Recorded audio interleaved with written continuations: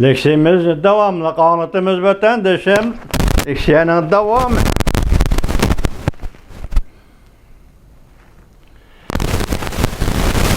Altmış neferden artık ıslah etti.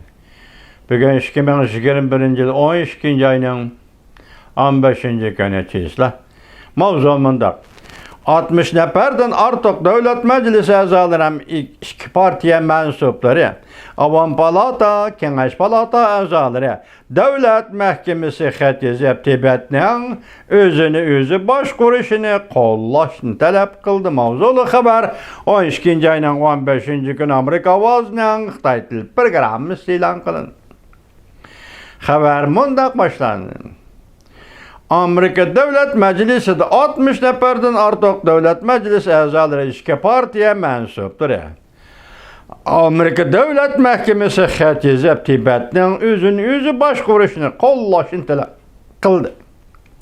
Hem de Tibetlilerin hukukunu ilgiri sürüş, qollash. Tibetlilerin özünü başkuruş ve kadir kıymetini qoğdaydıgan Tibet siyasetini ilgiri sürüşünü talep kıldı. Senatör Marco Rubio Demokratlar Partisi mensubu senatör Patrick Leahy, Jim McCarran Avam Palata azası Chris Smith Devlet Mahkemesi'nin muavin devlet işler katibi Zora Zeya Yuzra Zeya xat yazıp Tibet'nin özünü başkuruşunu qollaydığanlığını bildirdi.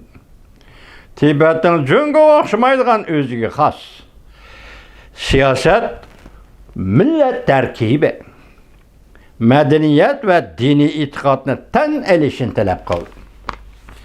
Devlet Meclisi azalarını yazgan xetide Prezident Joe Biden hükümeti bilen Devlet Meclisi 2002 yılı maqullangan Tibet siyaseti kanun layihasiga ve 2020 yılı maqullangan Tibet siyaseti ve onu qollash kanun layihasiga asoslanib Amerika tüzgen Tibet siyasetiga münasebetlik 11 sahada konkret siyasetlerini yol koyuş için misallarını keltirdi. Bu sahalar cümleden Dalai Lama bilen uçuşuyor.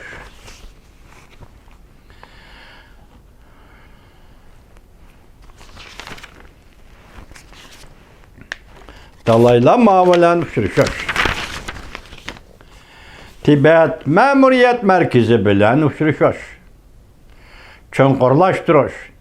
Din itikad erkinliğini ve Dalai Lama'nın hukukunu zamanıvilaştırıyor. Qollash. Chet el diplomatlar ve muhbirlerin Tibet giriş polisini küçeytiş.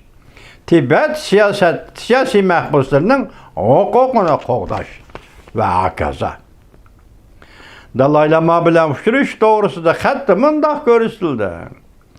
Ötken 5 nöbetlik prezidentler, işte 4 nöbetlik prezidentler Aksaray'da Nobel mükafatı sahibi Dalai Lama'nı kabul kıldı ve görüştü. Prezident Joe Biden Dalai Lama'nı teklif kılıp Aksaray'da yumulaq üstel koyulgan işhanasıda görüşüp ortak kızıqıdığan mesele, muhit meselesi, toqunuşlarını tez yolu bilen hal qilish meselesini muhokama qilishi lazım. Demek Prezident Joe Biden'ın Dalai Lama bilen görüşüşünü 60 nefer Devlet Meclisi'nin azası qolladı ve bunu Devlet Mahkemesi'ne talep kılıp yazdı.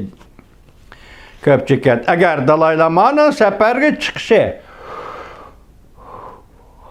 qolaysız bolsa Aksaray yuqori derecelik vekiller ömüge evetip Hindistan'da Dalai Lama bilen görüş gerek.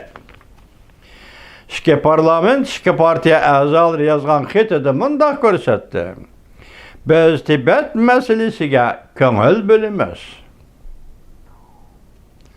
Köngül bölüş saylıqçılarının yoki Tibetlik cemiyet azalarının mühim mavzusu bolup kalmasın, belki kişilik hukukuna itibar bilen bir taraf qilish ve insaniyet kadri kımmetiga izlenish prinsipleri ve tashqi siyasetinin amaliy ifadesidir.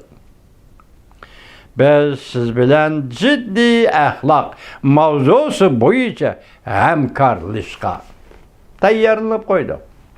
60 nafar Davlat Meclisi a'zosi Zeya Maun Devlet İşler Katibi yazgan xetida biz siz bilen ahlak teminleri ahlak mavzuları üstüde hamkorlashga tayyorlanib qo'ydik. Masalan, Tibet meselesi bu için.